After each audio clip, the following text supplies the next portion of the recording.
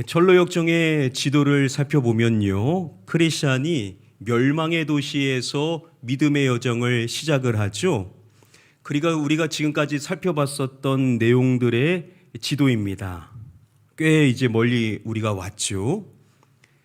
우리 아이들도 이제 말씀을 함께 듣는데요. 아이들은 이제 만화로 읽는 철로역정을 통해서 이 철로역정의 내용을 다 알고 있습니다. 그래서 2주 전에 물어보니까는 어디쯤 온 것 같냐라고 했더니 세 번째 권에 왔다, 이미 세 번째 권에 이미 시작했고 이 초반의 이야기들이 이미 진행되고 있다라는 것을 알더라고요. 그러니까 우리가 만화로 있는 철로역정으로 본다면 1권, 2권을 다 뗀 거고 이 세 번째 권에 이 초입분에 이미 들어와 있는 상태입니다. 우리가 지난 시간에 살펴봤었던 2주 통해서 살펴봤었던 내용이 뭐냐면 믿음과 소망이 잘못된 길로 갔죠. 샛길초원으로 가서 절망거인이 사는 이 의심의 성에 가게 되었고 거기에서 많은 어려움을 겪어야만 했었습니다. 그런데 하나님의 은혜로 그곳에서 이제 나올 수가 있게 되었죠. 그리고 이제 다시 바른 길로 가게 되는 것입니다. 오늘 내용을 살펴보기 전에 우리가 오래전에 살펴봤었던 크리스찬이 들렸었던 아름다운 집에 대해서 다시금 좀 살펴볼 필요성이 있습니다. 크리스찬이 이 아름다운 집에 방문했을 때 꽤 오랜 시간을 그곳에서 보냈습니다. 이제 모든 준비가 다 되었다라고 생각을 해서 이제 출발을 가려고 하는 상태에 있는데, 그런데 그 아름다운 집의 사람들이 하루를 더 머물기를 간절히 바라는 것입니다. 왜냐하면 그에게 꼭 보여줄 것이 있기 때문이었습니다. 그들이 말하기를 이 날이 개게 되면 저 멀리에 산이 있는데 그 산을 꼭 보여주고 싶다라는 거예요. 그 산을 미리 보는 게 당신에게 많은 도움이 되기 때문에 하루를 더 머물러 달라고 부탁을 한 겁니다. 사실 이미 많은 시간을 그곳에서 보냈는데 하루 더 시간을 보내는 것 어려운 결정이었지만 그들이 간절히 바라다 보니까 꼭 필요하다 보니까 하루를 더 그곳에서 머물기를 결정을 했습니다. 그리고 그곳 사람들이 그를요, 그 집의 가장 높은 곳으로, 옥상으로 그를 데리고 가게 됩니다. 그리고 이제 보여주는 것이 있었는데 산 꼭대기 먼 곳을 보여주게 됩니다.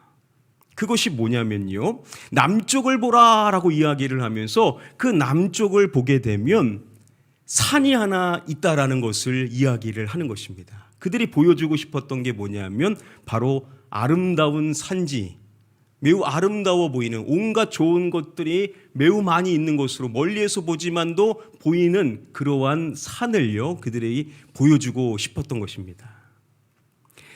바로 이곳은요, 다른 곳보다 참 알려져 있는 유명한 곳이다라는 것을 크리스찬에게 이야기를 해주었습니다. 그리고 그곳에 가게 되면 양들을 치는 목자들도 볼 수가 있다라는 이야기를 미리 해주었습니다.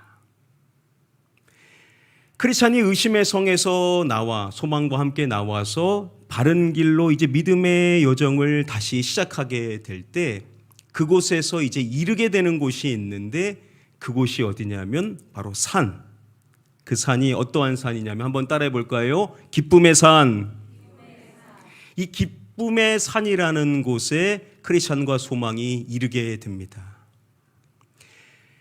아름다운 집에서 날이 개면은 보여주기를 원했었던 그 산이 어디였냐면 바로 기쁨의 산이었습니다. 일찍이 아름다운 집에서 멀리 있는 곳인 그 기쁨의 산을 그가 그곳에서 미리 봤었는데 오랜 여정을 거치고 많은 어려움을 거치고 드디어 그 기쁨의 산에 소망과 함께 이제 이르게 된 것이죠. 그곳을 가보니까요, 아름다운 정원과 과수원과 포도원, 또 맑은 샘물과 강들이 흐르고 있었습니다. 의심의 성에서 얼마나 어려웠습니까? 얼마나 많은 시간 동안 배고픈 상태로 있었습니까? 그래서 이 기쁨의 산에서 그들이 마음껏 쉴 수가 있었습니다. 또 시원한 강물을 마시고 많은 과일들을 섭취하여서 크리스찬과 소망이 이 기쁨의 산에서 온전한 회복을 누릴 수가 있었습니다. 참 기쁨이 넘쳤겠죠. 그리고 일찍이 아름다운 집에서 들었었던 내용, 양들을 치는 목자들이 있을 것인데 그곳에서 양들을 먹이고 있는 목자들을 실제로 만나게 됩니다.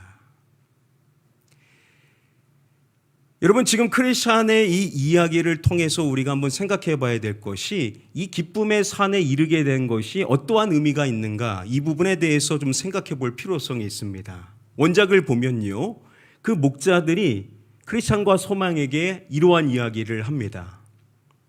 이 길에 오르는 사람들은 많지만 실제로 이 산까지 이른 사람은 거의 없는데 어떻게 수많은 어려움을 이겨내셨나요? 이 길에 오르는 사람들은요, 많다라는 거예요.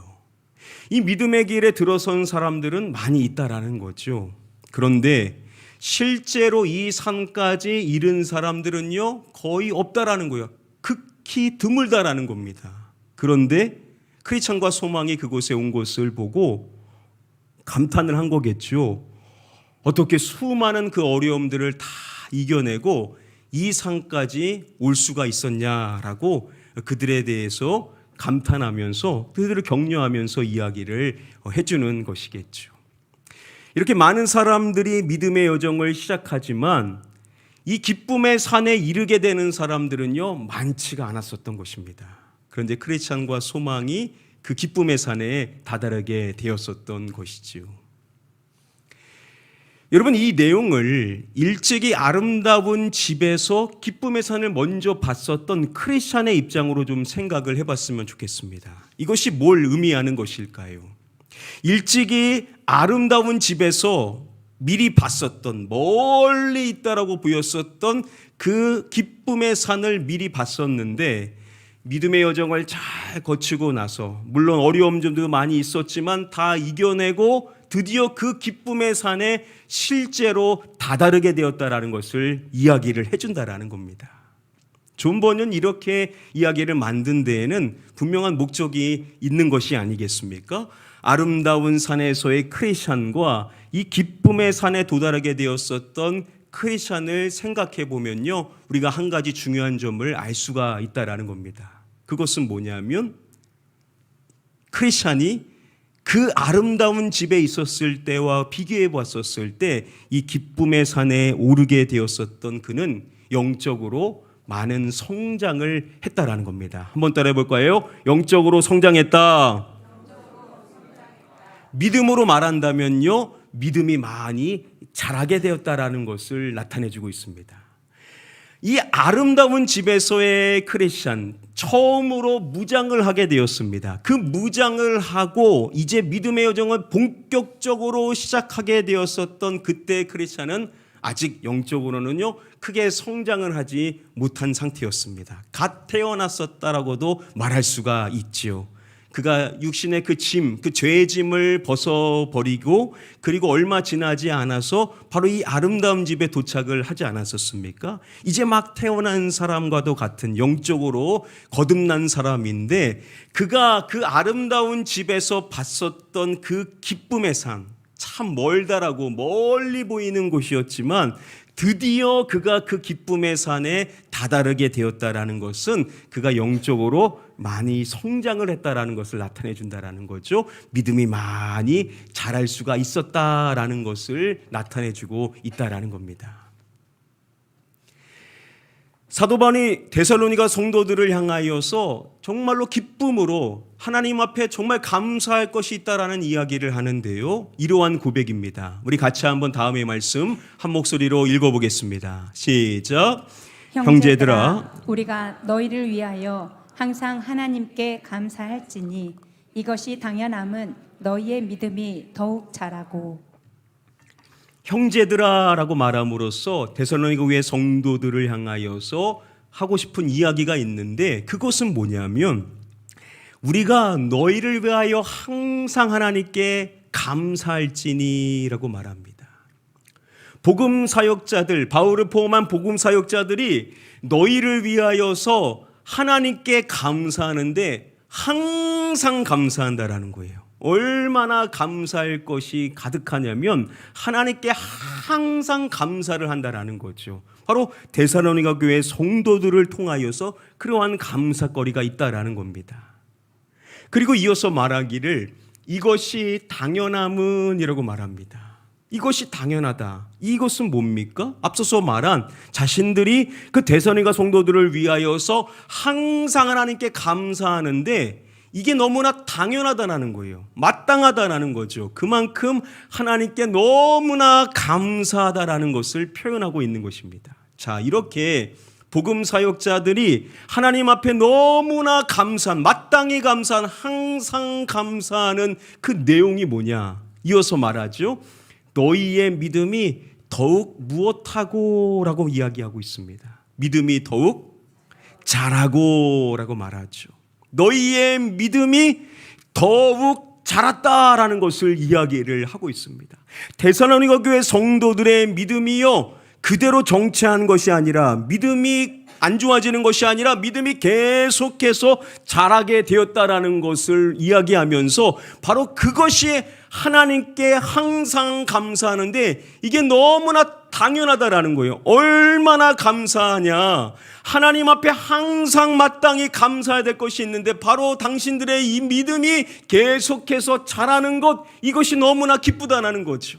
사도 바울이 이것을 쓰면서 얼마나 데살로니가 교회 성도들을 생각하며 기쁨으로 이 내용을 썼을지 짐작해 볼 수 있지 않습니까? 복음 사역자들이 기쁨이 있는데 그 기쁨은 뭐냐? 그 말씀을 듣는 사람들의 믿음이 계속해서 자라는 것을 보면요, 그것만큼 기쁜 일이 없다라는 거죠. 목회자에게 있어서 최고의 기쁨이 바로 이겁니다. 초신자이신데 이제 막 믿음을 시작하신 분이신데 여러분 믿음이 자라기가 쉽지 않잖아요. 그런데 어떤 분들을 보면요, 믿음이 조금씩 자라는 분이 있는가 반면에 믿음이 빠르게 자라는 분들이 계십니다.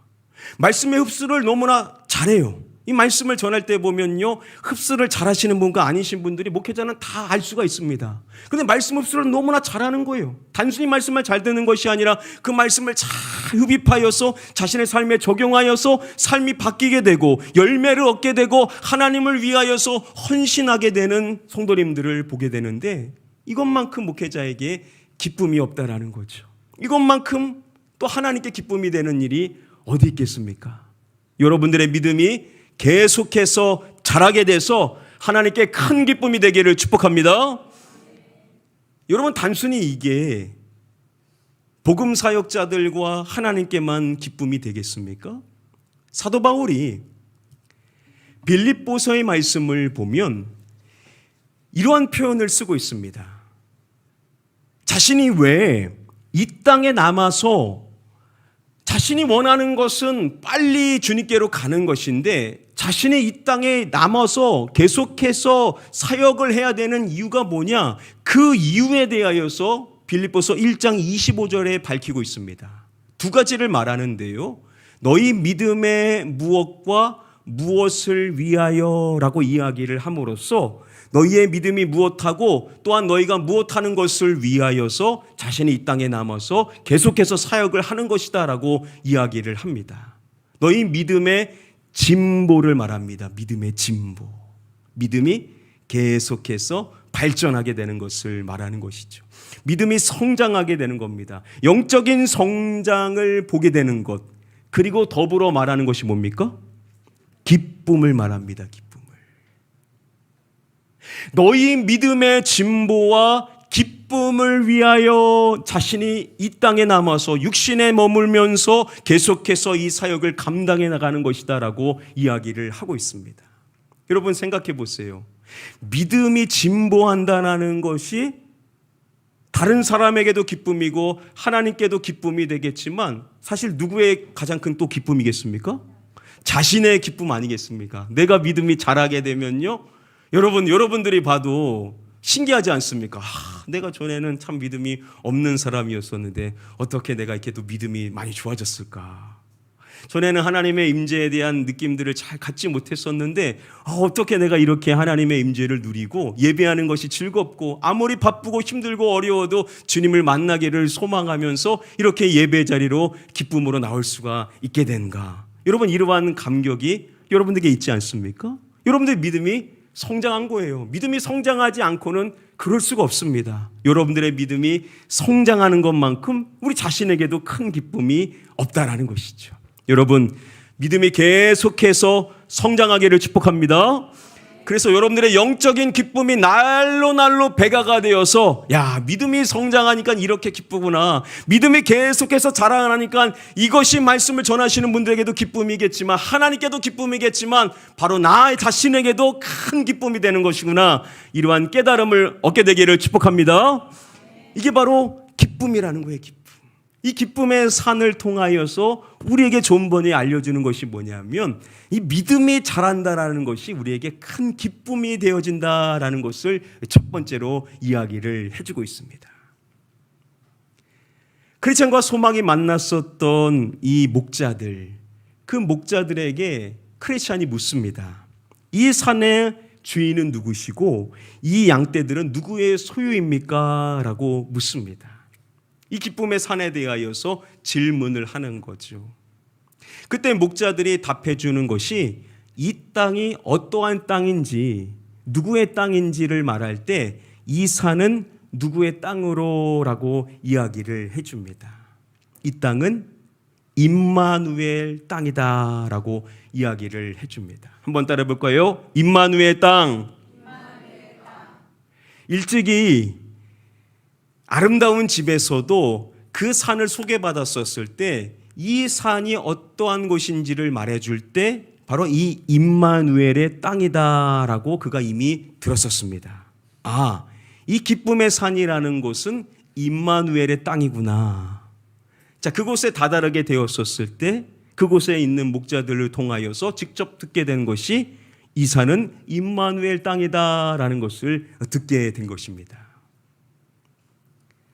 여러분, 우리가 보는 성경, 이 성경에서요, 앞서서 살펴본 이 임마누엘이라는 단어를 찾아보면 딱 3번 나옵니다.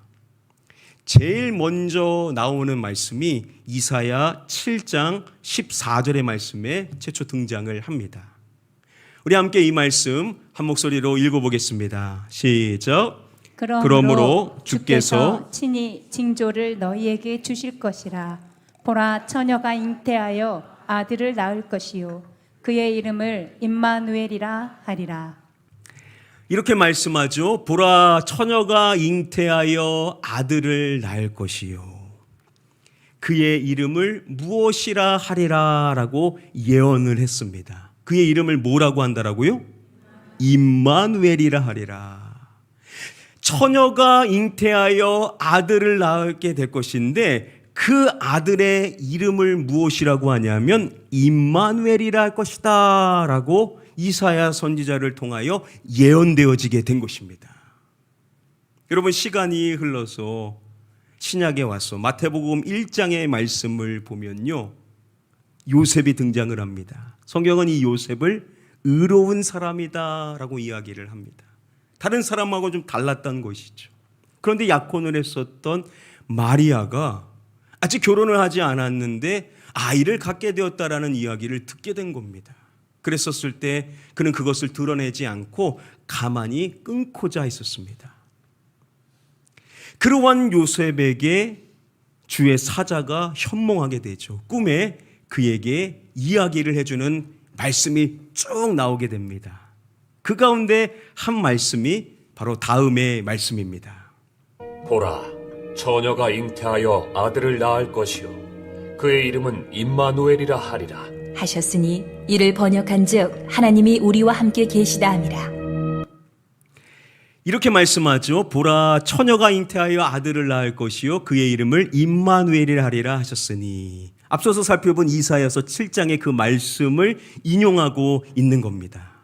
그러면서 번역하였은즉, 이를 번역하였은즉이라고 함으로써 임마누엘의 뜻이 무엇인지를 친히 밝혀주고 있습니다.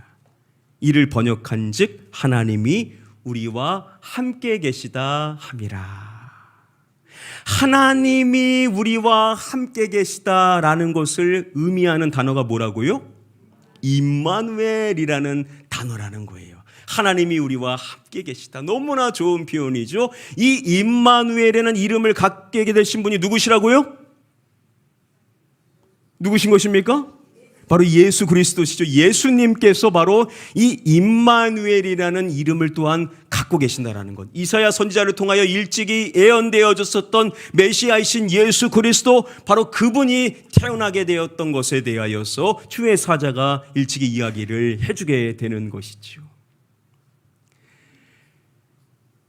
크리스찬과 소망에게 목자들이 이야기를 해줄 때요, 이 양떼들은 모두 그분의 것이다 라고 이야기를 하면서 그분은 이 양떼들을 살리시기 위하여 자기 목숨까지도 버리셨다라는 이야기를 해주십니다. 누구의 이야기입니까? 예수님의 이야기이죠. 예수 그리스도께서 선한 목자가 되셔서 자신의 양떼들을 위하여 목숨을 버리신, 십자가의 구원의 사건을 통하여 우리를 살리신 예수 그리스도, 우리를 구원하신 예수 그리스도에 대하여서 이야기를 하는 것이죠. 바로 이곳이 어디냐? 이곳이 바로 임마누엘의 땅이다라는 거예요. 바로 예수님의 땅이다라고 이야기를 하는 건데, 임마누엘이라는 표현을 통하여서 우리에게 나타나고자 하는 내용은 뭐냐? 바로 이것입니다. 우리를 구원하신 예수 그리스도의 임재가 임하는 곳이다라는 것을 나타내주고 있다라는 것이죠. 예수님은 저와 여러분들을 구원하신 유일한 구원자이신 줄 믿습니다. 그 구원자이신 예수 그리스도께서 임재하시는 곳이다라는 거예요. 야, 우리의 구원자이신 예수 그리스도, 하나님이 육신이 되셔서 이 땅에 오셔서 우리와 함께 계시다라는 것을 보여주신 그 임마누엘 예수 그리스도, 그분께서 우리 임하시는 곳, 바로 그곳이다라고 이야기를 함으로써 왜 이곳이 기쁨의 산인지를 나타내주고 있습니다. 여러분, 우리가 이 땅에서 인생을 살면서 우리가 누리는 기쁨이 뭐냐? 바로 예수 그리스도, 우리의 구원자 되시는 예수 그리스도께서 우리를 구원해 주실 뿐만 아니라 우리와 함께 하시는 것, 이것이 우리의 참된 기쁨인 줄 믿습니다.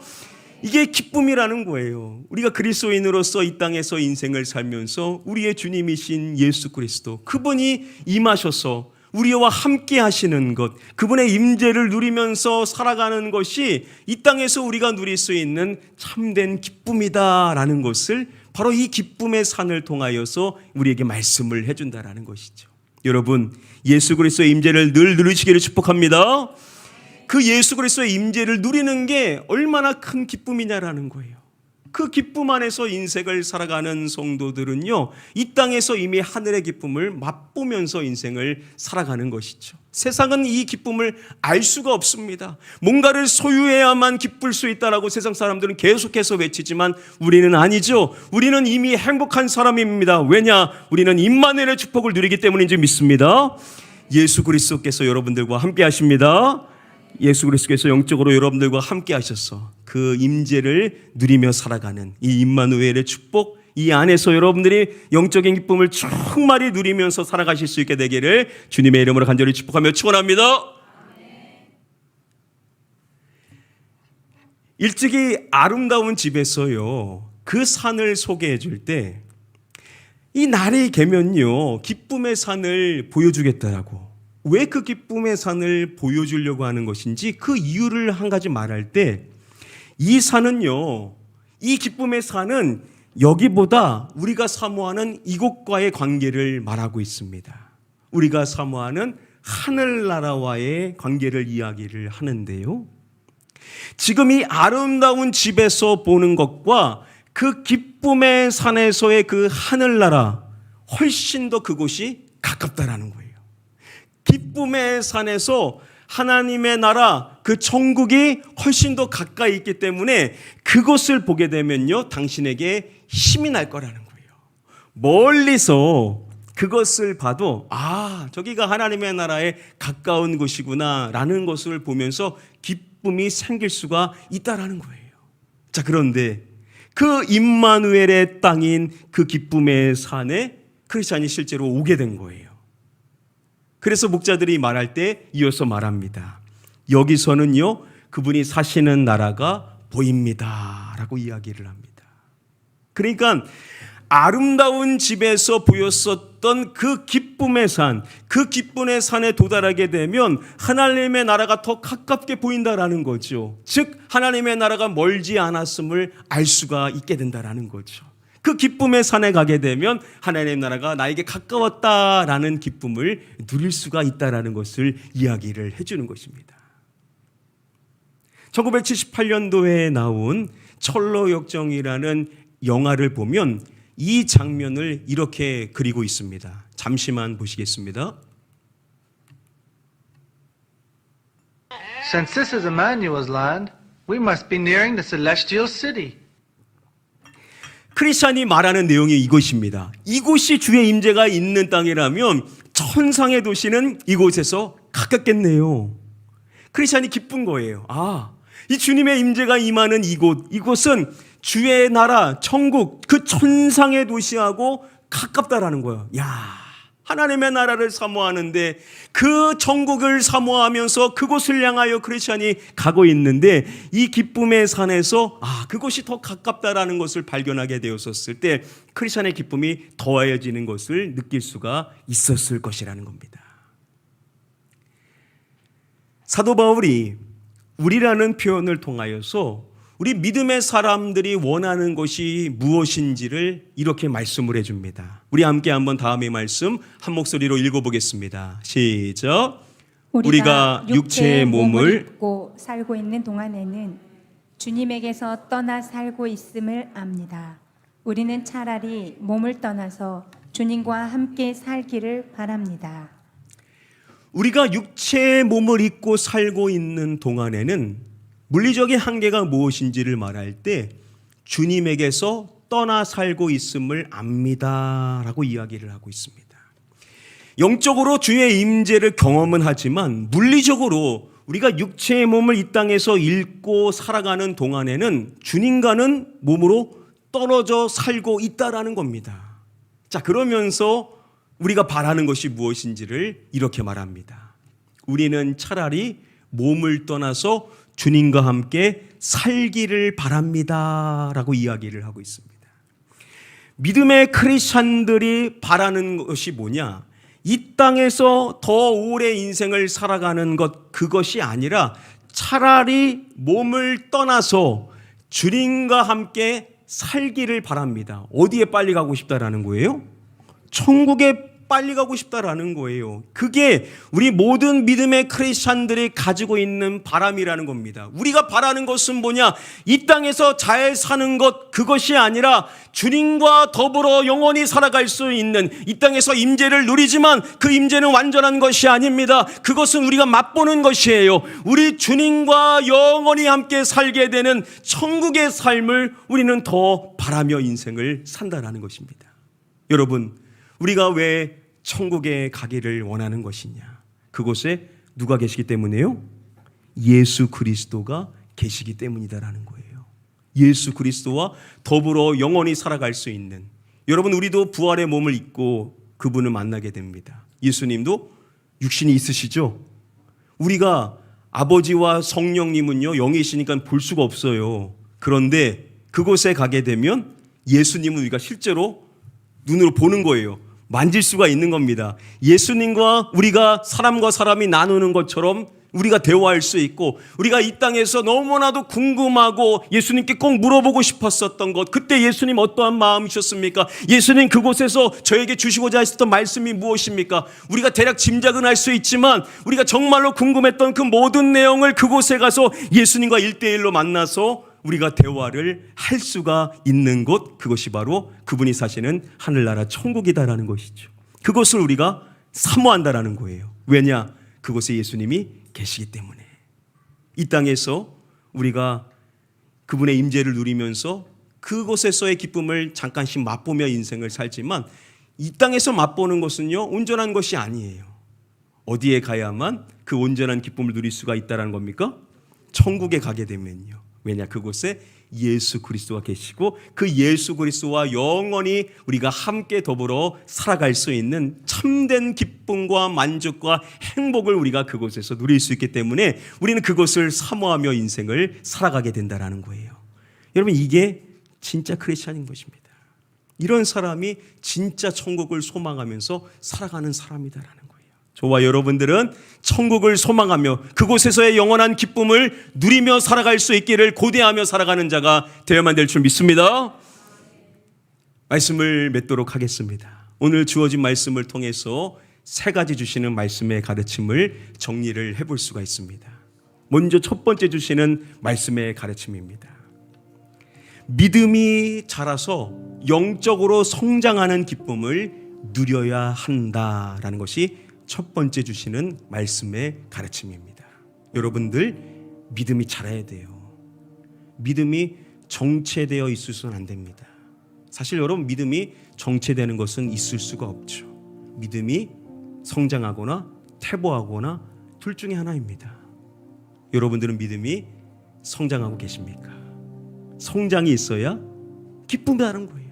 믿음이 자라서 영적으로 성장하면요, 우리가 믿음의 진보를 통하여 정말로 큰 기쁨을 누릴 수가 있게 된다는 거죠. 여러분, 믿음이 자라서 영적인 기쁨이 충만하기를 축복합니다.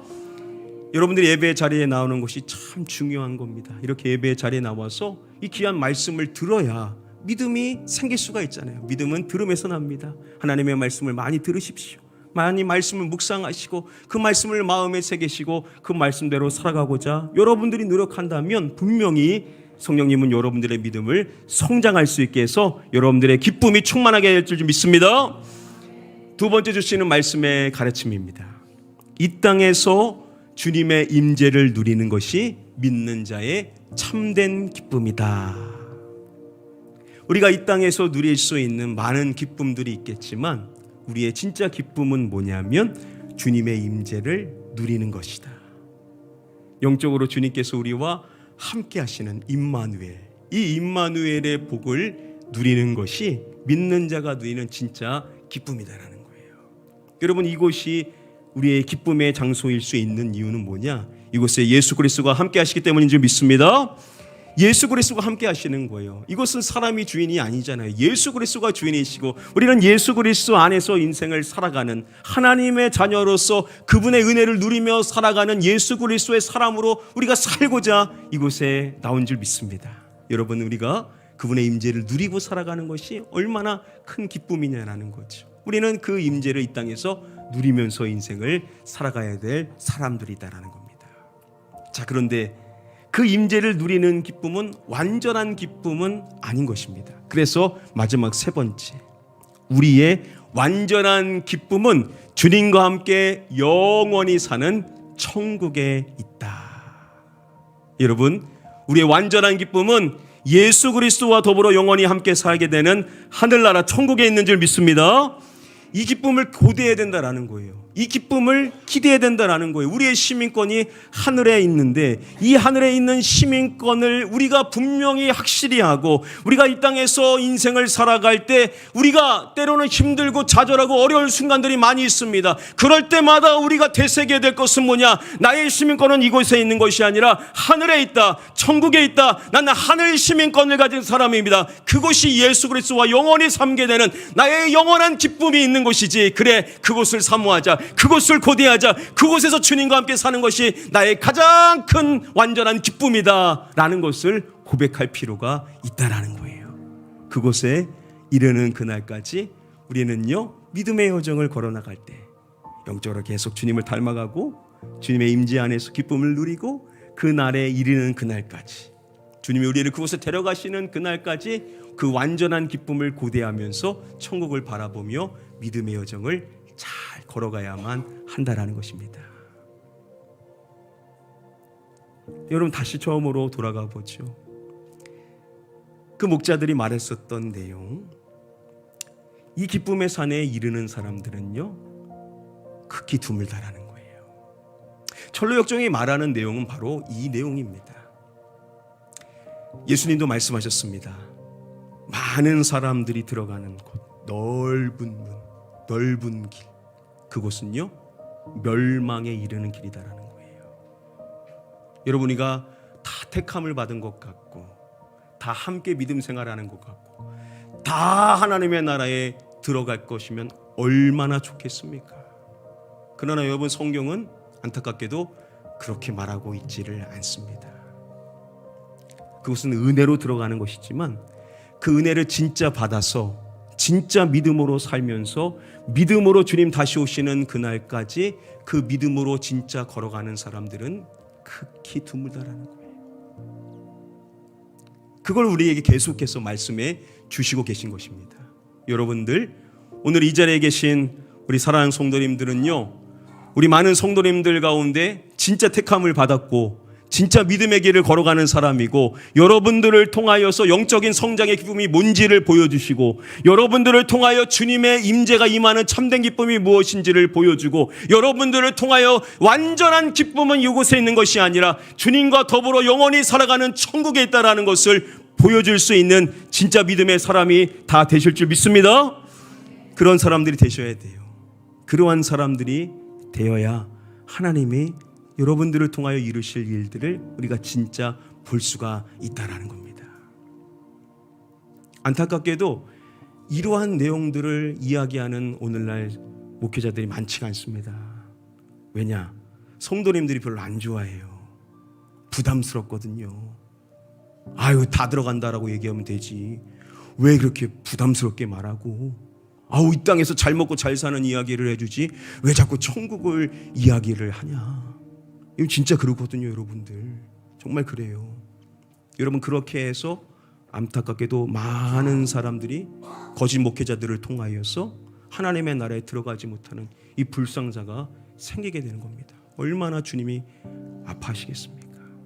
여러분들, 저와 여러분들 꼭 천국에서 만나기를 축복합니다. 그 길을 가는 사람들은 적다라는 거예요. 영적인 기쁨을 누리면서 인생을 살아가는 사람들이 그렇게 많지가 않다라는 겁니다. 여러분, 믿음이 성장하는 기쁨을 누리시고 주님의 임재를 누리는 참된 기쁨을 누리시고 주님과 영원히 함께 사는 천국에서의 완전한 기쁨을 바라보면서 믿음으로 전진해 나가실 수 있는 진짜 크리스찬들 되시기를 마지막으로 주님의 이름으로 간절히 축복하며 축원합니다.